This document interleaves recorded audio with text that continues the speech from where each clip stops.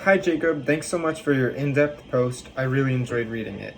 I thought particularly that your research on the housing market and its impact from hurricanes was incredibly interesting and is definitely impactful, as a home's value and the impact of a hurricane on its value creates difficult challenges for local residents and the recovery process overall. Weather-related damage, as you say, absolutely holds long-lasting impacts that must be accounted for and dealt with within the recovery process to assure community resilience and support families impacted by both natural and man-made disasters. Likewise, this must also be incredibly impactful and important to the commercial industry and local businesses impacted by disasters such as hurricanes. Moreover, I thought that what you had to say about insurance within the recovery process was meaningful as well. The use of flood insurance can have tremendous positive impacts in the recovery process, which you mention and speak on within your research.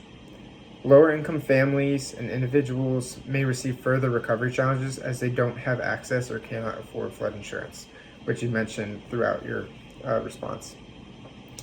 These issues are all of vital importance within South Florida, which your extensive research highlights, and allowing for homeowners to recover before appraisal is definitely a great solution to afford further recovery obstacles for these families and homeowners, while also focusing on lower socioeconomic demographics that feel the impacts of hurricane or flood-related disasters even more so.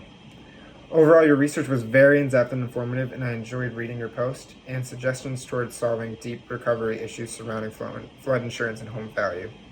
I think that overall, as we focus in the recovery process, there's always a need to start focusing our efforts more on the underprivileged and those in lower socioeconomic statuses, as there's a ton of different issues that adversely affect them that become long-lasting recovery issues that might even put them at a disadvantage when preparing for the next disaster that comes their way. So this is definitely an important issue, and focusing on the lower socioeconomic demographics is super important. Thanks so much for your post.